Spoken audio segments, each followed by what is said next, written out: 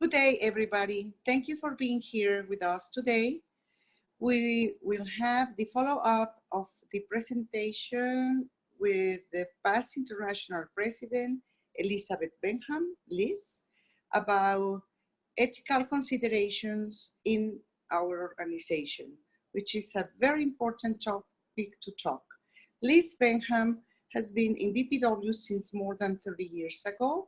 As I mentioned, she was an international president, previously vice international president, and twice BPW USA national president, and she supports BPW International in many tasks. She is an entrepreneur and very active member and founder of BPW Florida. Immediate past president of BPW USA, actually, and it's my honor to present to you today Liz Benham. Liz, the floor is yours. For this invitation to talk on a very relevant subject that we have going on in today's world, most organizations, and even in our personal lives. So I'm happy to be back, and I'm going to be talking tonight on really our organization, which is first and foremost, because that's where we've all, as leaders, spent a tremendous amount of time. And our organization, of course, is called the International Federation of Business and Professional Women. And in most countries, it is the National Federation of that country of Business and Professional Women. With that comes a huge responsibility, I believe. When you have a title of an organization such as that, it has to live up to what it is professing and what it is got in its mission statement. So I always like to go to the start and to the root of everything to say, what is our mission statement? The mission statement of our organization is basically that we develop the business, professional, and leadership potential of women on all levels. And we do that through advocacy, education, mentoring, networking, skill building, and economic empowerment programs and projects around the world. That in itself covers this vastly dynamic international organization, multicultural in some 100+ countries. It's a very brief mission statement, but it does give us the guideline of what we are to accomplish in it. And with that organization comes structure, comes rules, comes accountability, and leadership. And all of that generates into then the trust and respect that we gain with humility. So the issue about ethics is that first we are driven as leaders to seek to serve. It is not to self-serve, it should be to serve. And it requires that, and it encompasses that privilege that we accept as a privilege to be able to step into a role of true leadership and to really make a difference, because that's, after all, the end game. You want to be an ethical leader, and you really want to make a difference, and you want to serve. So for that, it is important to understand that as an ethical person or an ethical leader, you have to have your own moral standards, your own ethical compass, and you have to look in the mirror and say, okay, if what I am doing, is that espousing and is that reflecting on acceptable ethics that is recognized as transparency, honesty, integrity. And that's where it starts. It starts with us and the mirror first, because we can be actresses and we could espouse that we're doing the right thing and everything is just wonderful, wonderful. But truly, is that the case? So it requires, as ethical leaders, regular self-evaluation. And that self-evaluation is, am I doing what I espouse that we are supposed to be doing? Am I mentoring? Am I using integrity and inclusion and all of those things in my daily work as a leader and as an ethical person? So self-evaluation is critically important.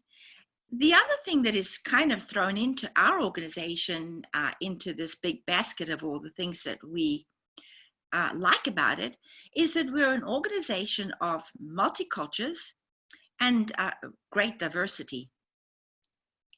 That's, I think, what we have to understand, that is the glue that keeps us together, because it's that wonderful richness of all the professions, all of the business, all of the things that women do so well that we admire and that we use under this umbrella of our organization of business and professional women. So it's important to do that self-evaluation. And then we have to also look at value. Are we providing value as a person and as an organization? Do I, as a leader, provide value every day in my education mode? Because we are, as leaders, in education mode constantly. Not critical mode, education mode. There's a huge difference there. So we have to look at what value is being recognized or accepted from what we're doing. And that's critically important if you want to build a solid organization on a solid foundation of value, of ethics, and things of great take-home value to the members who think that this is the best organization that they could belong to, that they're going to put their time, their money, and their energy into. So that's the value we have to look at. We also have to look at how transparent we are, because good ethics is about transparency. And transparency means that in many levels, you are transparent in your decision making, you're transparent in your governance, you're transparent in your relationships with people, members, anybody. You're absolutely transparent with that, and that you do not fall into the trap of the things that really pull an organization down, which is nasty gossip and things of that nature that really begin to spoil an organization and to spoil credibility and to spoil the respect and the trust that we all want to have and should have and get when we've worked in that framework. So transparency, and then to incorporate collaboration, because we can think that we're the best in the world. There's nobody like us. We can be all superwoman, yes, but we never do it all alone. We do it through the complete collaboration with other women, like-minded women, providing the diversity and that respect that we take in from that collaboration, and the trust that develops then when we work with people who we have vetted, because we've all had the experience of working with colleagues who didn't always pan out to be quite the true blue person that we thought they would be. And so then you get into a mode of wandering and losing respect. And that's a very bad thing to lose, is the respect of people, especially in a leadership role. And so it's all of these things of ethics is not just one thing, but it's a basket full of these items that we're discussing that make up ethical, leadership and ethical people.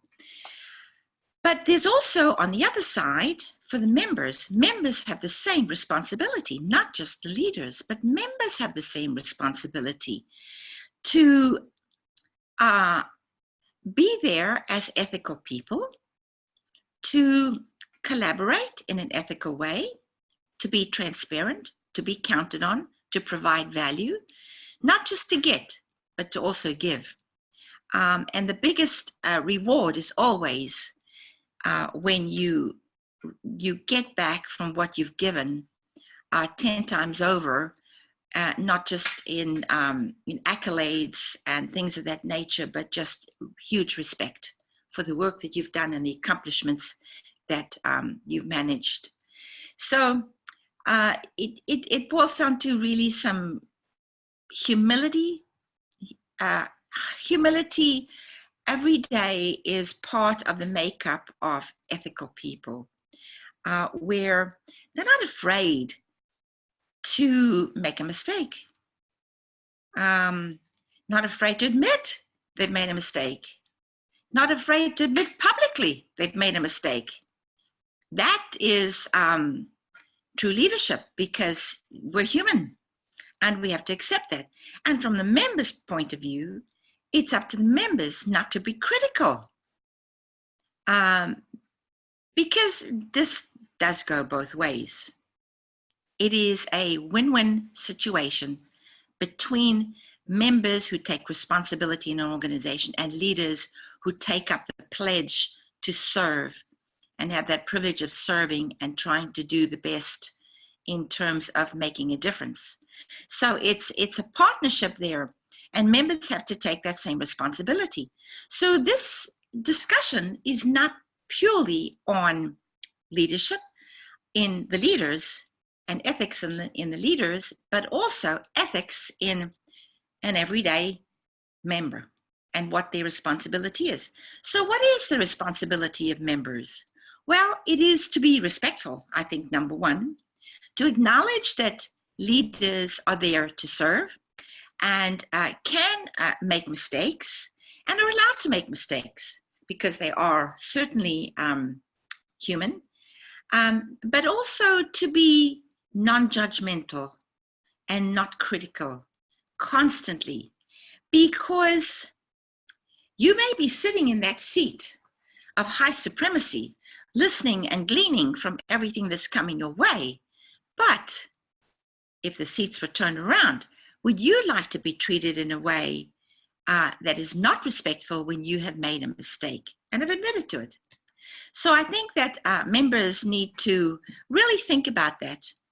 And there should be, well, we do actually, when we have a new members ceremony, we try to, instill in the member that responsibility of joining an organization that's prestigious, and to seek to be there as a collaborator, to support in the ongoing vision and mission of the organization, and to do that with joy, to do that with harmony, and to do that with respect, and provide value in everything you do.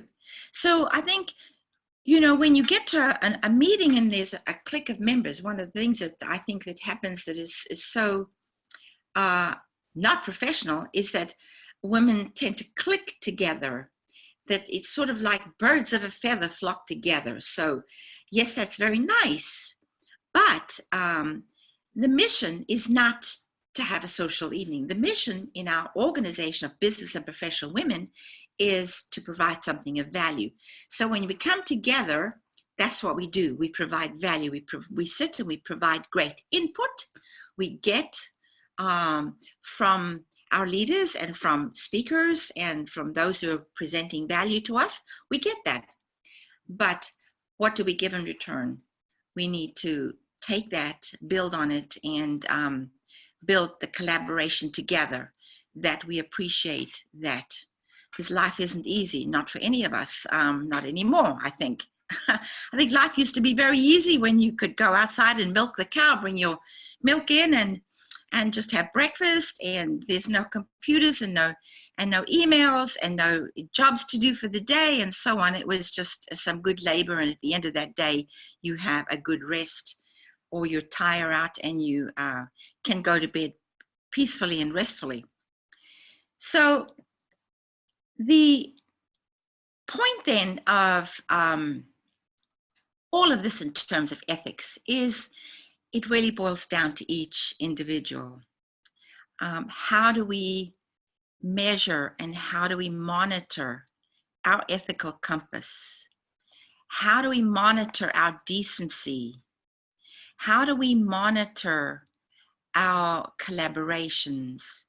How do we monitor the mission and vision that we all like to see? How do we monitor that? And I say it is, again, looking in that mirror and doing self-evaluation on a constant basis. How am I doing? Am I doing okay? You know, do I like myself? Because when you look in that mirror and you don't like yourself, I mean, that's okay. We don't all like ourselves every day, but surely you like yourself in what you're trying to accomplish and what you're doing on a platform where you are obliged and have, made a commitment to make a difference. So then it boils also to, I think, at the end of the day, we would need to look at ourselves as leaders and as members and as individuals and say, after it's all said and done, am I proud of what I've accomplished?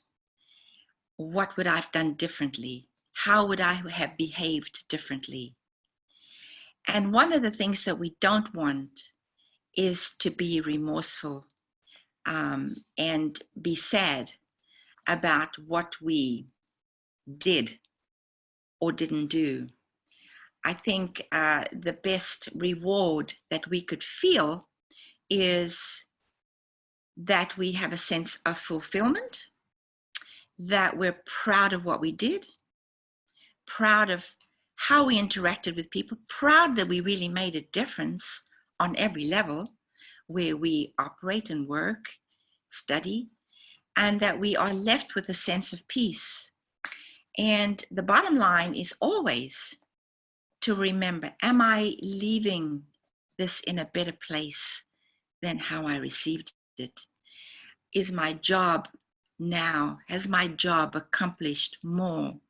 Has my work accomplished more than it was when I first stepped in? Or did I just have a free ride and take advantage of everything but not do the critical work that's expected of ethical leaders? So that's what I'd like to leave everybody with, is just think about the day when it's all over. Think about when that term of office is over. Think about when you're sitting in your rocking chair, talking to your grandchildren, your granddaughters, telling them about this wonderful organization that we belong to, or the organizations that you have belonged to, and where you had an opportunity and the privilege to serve as a leader and as a member. And what happened with it? Did you have joy out of it? Did you make a difference? And are you left with that sense of fulfillment and peace, knowing that you did your best? Because as long as you've done your best, that's all we can ask for as a human being. And as women together, we can just ask for you to give us your best. It's not the same for everybody because we're all very different. Again, that's what brings us together. That's what the glue that keeps us together is, that we are different and that we respect that difference and we build on that difference and collaborate with it. And together that makes a really, really powerful and strong voice and a really powerful and strong organization that's built on good foundations from good leaders, because it comes from the top down, not always from the bottom up, but it helps if we meet in the middle. It really does. So with that, I'd like to conclude and say thank you for my opportunity and the privilege that I've had to serve over the years. I hope to know and think that I've made a difference. I continue to strive to make a difference ethically, using all of the tools that we've been given, our rules, our accountability, and our trust and respect that's been given to us. And when we've earned it, we like to keep it. And in that way, we will be sitting in that rocking chair feeling fulfilled and peaceful. So thank you very much for this opportunity, and I hope really that it's been of value to everybody. Some tips for ethics, personally and in leadership roles. Thank you.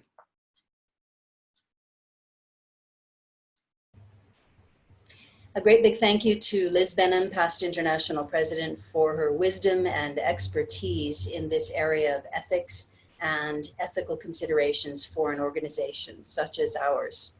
It's a critical and even the bones of an organization that we have ethical leadership. And sometimes that goes wrong, and ethical considerations have to be brought before a governing body.